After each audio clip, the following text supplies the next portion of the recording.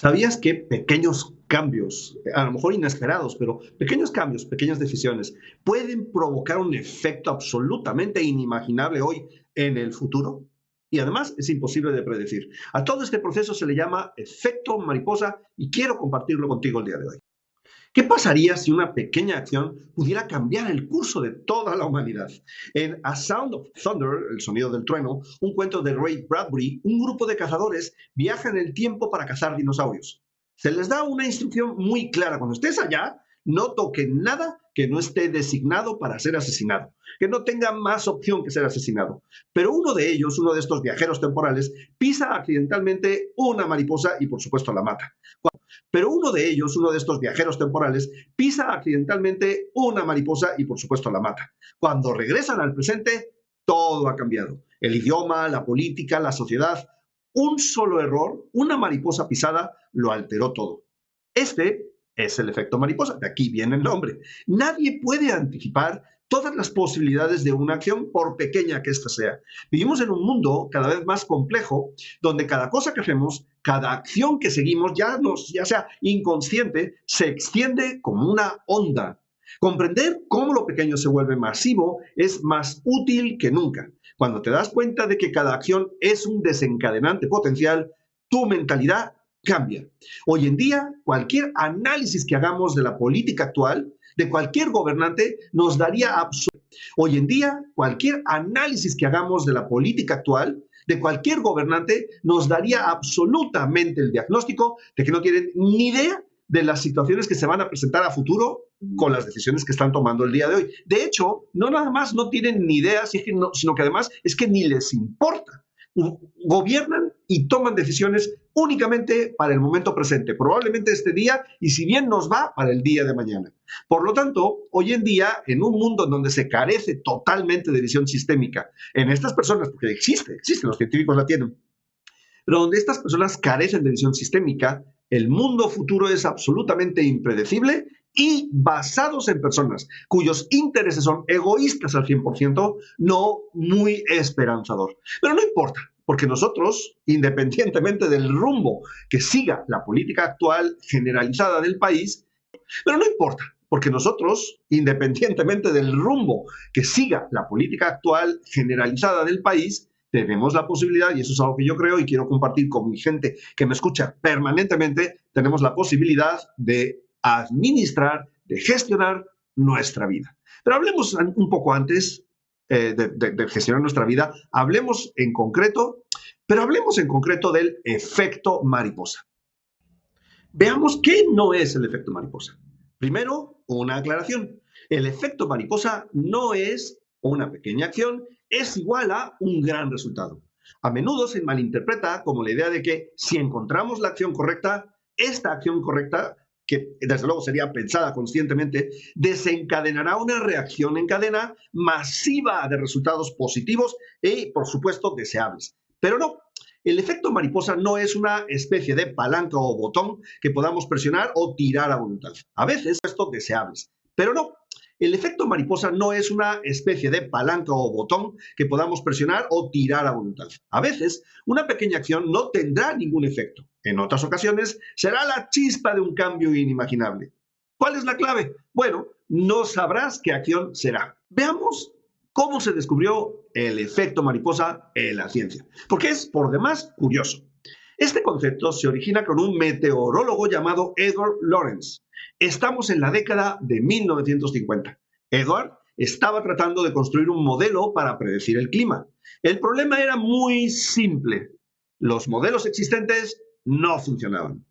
¿Qué hizo Edward? Bueno, desarrolló el suyo propio basado en cálculos muy complejos. Un día, ¿qué hizo Edward? Bueno, desarrolló el suyo propio basado en cálculos muy complejos. Un día redondeó uno de los valores de condición iniciales para hacer una predicción. Escribió 0,506 en lugar de 0,506127. Él esperaba que este pequeño cambio inicial no importase, pero lo hizo. Es un cambio minúsculo, pero lo hizo, importó. El resultado fue completamente diferente. Esto lo puedes encontrar en el experimento de Motter y Campbell de 2013.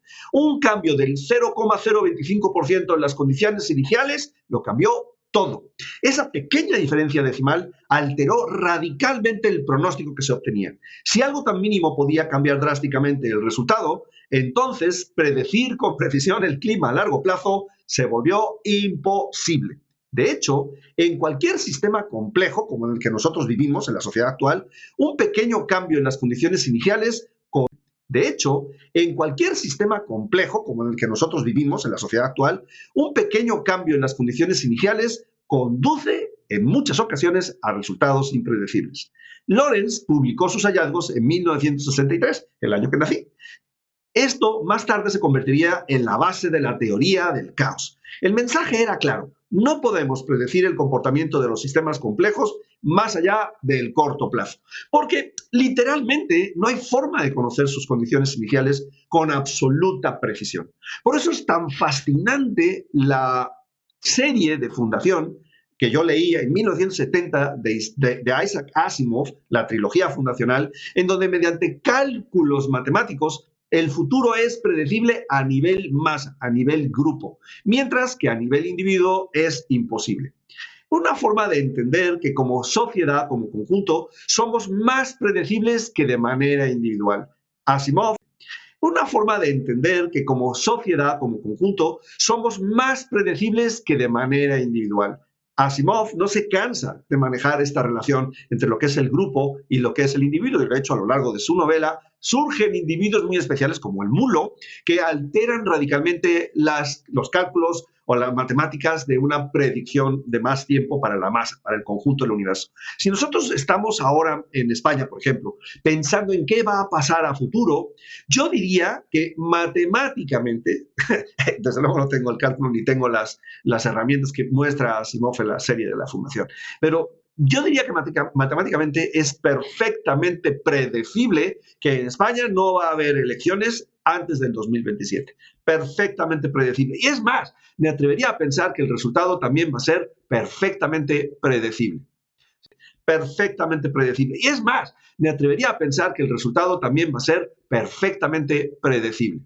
Sin embargo, muchas personas mantenemos la idea de que las cosas a corto plazo van a cambiar y se nos vende. La mercadotecnia moderna presente es que para todas aquellas personas que están esperando que haya un cambio en España radical y a corto plazo, porque evidentemente se necesita a nivel país, se les bombardea constantemente con información que les da a entender falsamente que aquí el cambio se puede dar en cualquier momento. Absolutamente no. El cambio no se va a dar porque matemáticamente vamos a tener las elecciones siguientes porque están predestinadas en un calendario y cuidado, que pudiera ser que ni siquiera tuviéramos elecciones en el 2027. Pero eso es algo que se puede predecir. Y cuidado, que pudiera ser que ni siquiera tuviéramos elecciones en el 2027. Pero eso es algo que se puede predecir. Sin embargo, lo peor de todo este asunto es que estamos esperando que las cosas cambien a corto plazo, mediano o largo, no importa, sin hacer absolutamente nada. Y algo importante del efecto mariposa es que para que el gran cambio se dé, hoy tiene que ocurrir, aunque sea algo nuevo y pequeñito. Y esto no solo se aplica al clima, se aplica a casi todo en la vida. Apliquemos el efecto mariposa, por ejemplo, en la economía. Imagina esto. Has lanzado un producto digital.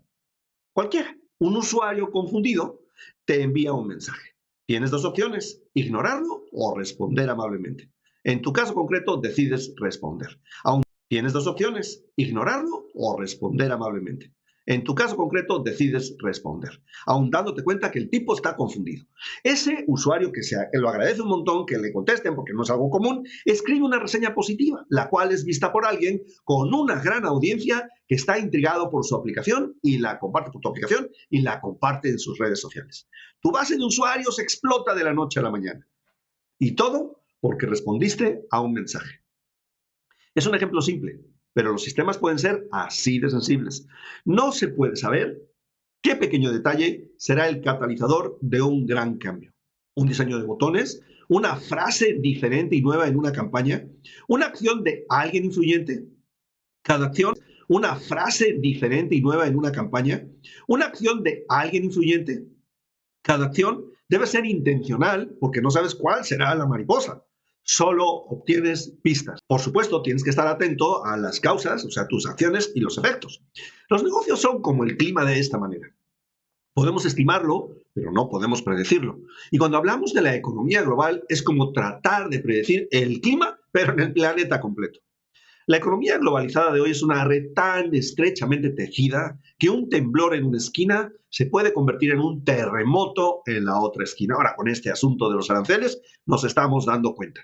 Por cierto, de que las cosas no son como parecían que iban a ser. Los mercados no siguen reglas lineales. Por cierto, de que las cosas no son como parecían que iban a ser. Los mercados no siguen reglas lineales. Son sistemas caóticos, profundamente sensibles a las condiciones iniciales. La declaración de un presidente, una ley, un rumor, cualquiera de estas cosas puede ser el aleteo de la mariposa. La crisis mundial del COVID-19 es el ejemplo más llamativo del efecto mariposa. Vale, entonces todo es impredecible. Bien, ¿y qué hacemos si todo es impredecible? Expande tu área de superficie de la suerte. Ve la imagen que te proyecto y entenderás lo que significa. La respuesta está en exponernos más a la posibilidad de lo extraordinario, pero no esperar. Aumenta tu área de superficie de la suerte. ¿Cómo lo hacemos? Gran parte de lo que llamamos suerte, pero no esperar. Aumenta tu área de superficie de la suerte. ¿Cómo lo hacemos? Gran parte de lo que llamamos suerte es simplemente el resultado de miles de pequeñas acciones acumuladas a lo largo del tiempo.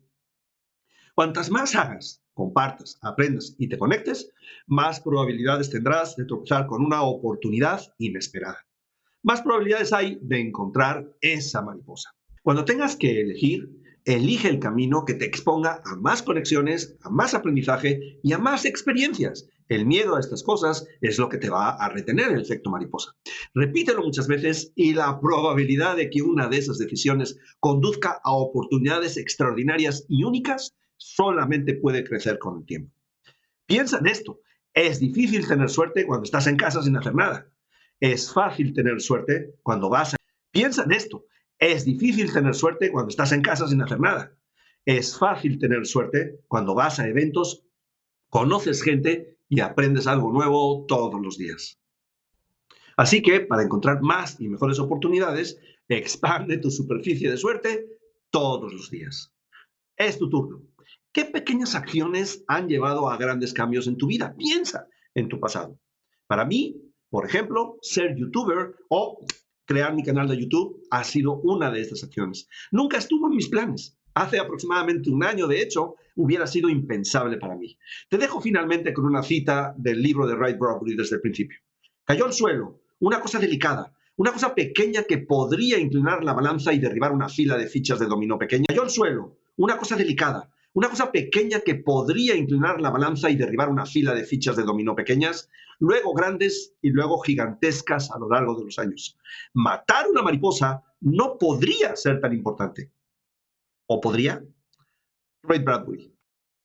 Y precisamente por eso es por lo que yo invito permanentemente a la gente a un pequeño, muy pequeño cambio en sus vidas.